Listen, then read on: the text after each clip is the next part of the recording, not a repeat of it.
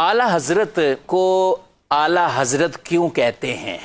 सहाबा का नाम लें, नबी पाक अलैहिस्सलाम का भी हम नाम लेते तो यूं किताबों में बयान किया जाता ना, हजरत सैयदना मोहम्मद सल्लल्लाहु अलैहि वसल्लम, ठीक है। नबी पाक अलैहिस्सलाम का नाम आता है तो भी ये सहाबाई कराम। अच्छा, हजरत इमाम अबू हनीफा, इन सब के लिए हम ये बोलते हैं।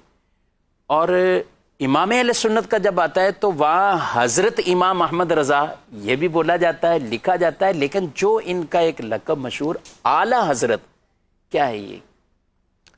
बिस्मिल्लाहिर्रहमानिर्रहीम। देखिए, सबसे पहले तो आला ये बड़े को बोलते हैं, बुलंद को, अज़मत वाले को बोलते हैं। तो आला हज़रत का मतलब ये हुआ बड़े हज़रत। इमाम अहले सुन्नत रहमतुल्लाहि तआला अलैह के दौर में आपको बड़े मौलाना साहब कहा जाता था आम तौर पर।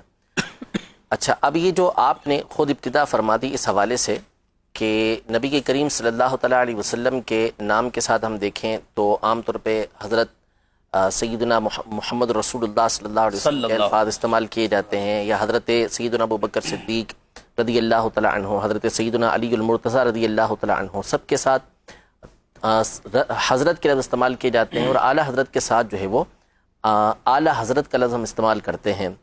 तो इस पर बाज़ लोग एतराज़ करते हैं कि आपने आला हज़रत को ये सबसे बड़ा दिया, यानी दीगर को तो आप फ़कत हज़रत कह रहे हैं, और जब इमाम अहले सुन्नत की बात आती है, इमाम अहमद रज़ा की बात आती है, तो आप आला हज़रत ये कहते हैं। तो ये गोया के आला हज़रत को बड़ा देना है, ठीक है। तो ये एतराज़ बिल्कुल बातिल है। असल ये है कि अव्वल तो मैं आपको इसके कुछ इल्ज़ामी जवाबात अर्ज़ कर दूँ कि ऐसे अल्फाज जो होते हैं वो उमूमी तौर पे लक़ब के तौर पे इस्तेमाल होते हैं, ठीक है। और जब लक़ब इस्तेमाल होता है तो उसमें उसके ये नहीं होता कि इस्तिग़राक़ी, यानी उसके तमाम के तमाम अफराद यहाँ पर मुराद हों, बल्कि एक मख़सूस तबका वहाँ पर मुराद होता है। इसकी मिसाल लीजिए, मिसाल के तौर पर हज़रत सैयदना हसन मुज्तबा रदी अल्लाह तआला अन्हु, जो नबी के करीम सल्लल्लाहु तआला अलैहि वसल्लम के नवासे हैं और जन्नती नौजवानों के सरदार हैं, लेकिन जब हम उनका नाम लेते हैं तो हम कहते हैं सैयदना इमाम हसन मुज्तबा, ठीक है।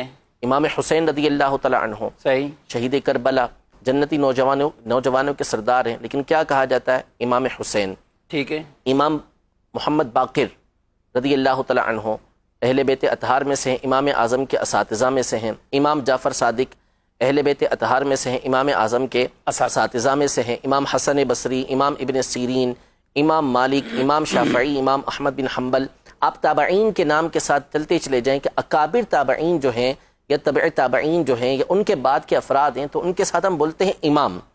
लेकिन जब बात आती है नौमान बिन साबित रहमतुल्लाहि तआला अलैह, अबू हनीफ़ा रहमतुल्लाहि तआला अलैह, तो उनके नाम के साथ हम बोलते हैं इमाम आज़म।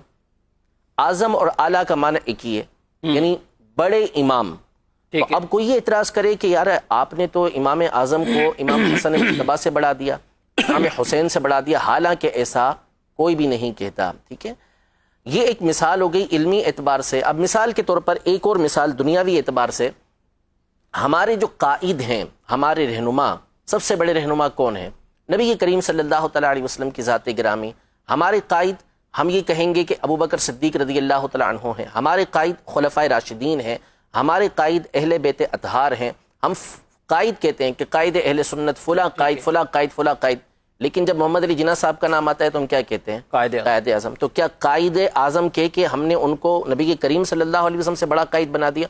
हरगिज़ ऐसा नहीं। तो असल ये है कि ये जो लक़ब होते हैं, इस तरह के जो अल्फाज होते हैं, इनको बोलते हैं कि ये उमूर निस्बिया में से हैं। उमूर निस्बिया का मतलब ये होता है, जैसे मिसाल के तौर पर मैं ये कहूँ कि सबसे बड़े आलिम जो है सज्जाद भाई, मुफ्ती सज्जाद साहब हैं, ठीक है। तो अब कोई ये कहेगा कि क्या मुफ्ती सज्जाद साहब, जिनको मैंने सबसे बड़ा आलिम कहा, तो ये क्या मुफ्ती कासिम साहब से भी बड़े आलिम हैं?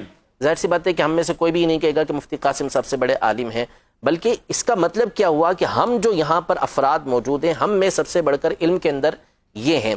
तो इसका मतलब ये है कि इस तरह के अलकाबात जब इस्तेमाल होते हैं तो मखसूस तबका, मखसूस दायरा ये मुराद होता है। तो आला हज़रत इमाम अहले सुन्नत रहमतुल्लाहि तआला अलैह के लिए जब ये लफ्ज़ इस्तेमाल किया जाता है तो इसका मतलब ये होता है कि आप अपने ज़माने के अफराद और अपने माबाद के अफराद के ऊपर फ़ौक़ियत रखते हैं, अपने बाद वाले अफराद के ऊपर आप फ़ाइक़ हैं, बुलंद हैं उनसे علم کے اندر، تقوی کے اندر، عشق کے اندر، ان تمام چیزوں میں اللہ نے آپ کو بلندی عطا فرمائی تھی، اس لیے علماء نے آپ کو اعلیٰ حضرت کا یہ لقب دیا۔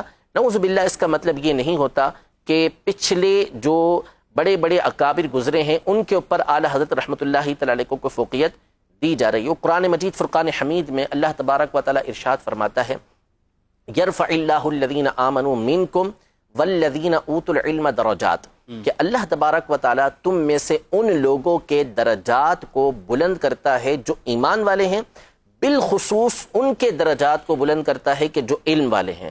تو امام اہل سنت علم کے اندر اپنے زمانے کے اندر سب سے فائق تھے، اس اعتبار سے بھی آپ کے درجات کی دوسروں سے بلند۔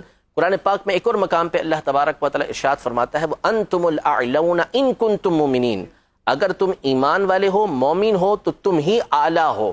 تو اعلیٰ حضرت رحمۃ اللہ تعالی علیہ کامل ایمان والے تھے کہ آپ جب پیدا ہوئے اس کی جو تاریخ بنتی ہے وہ بنتی ہی یہی ہے کہ اللہ تبارک و تعالی نے ان کے دلوں کے اندر ایمان کو مضبوط کر ڈالا ہے۔ تو امام اہل سنت کامل مومن تھے، اس اعتبار سے بھی آپ کو اعلیٰ کہا جاتا ہے۔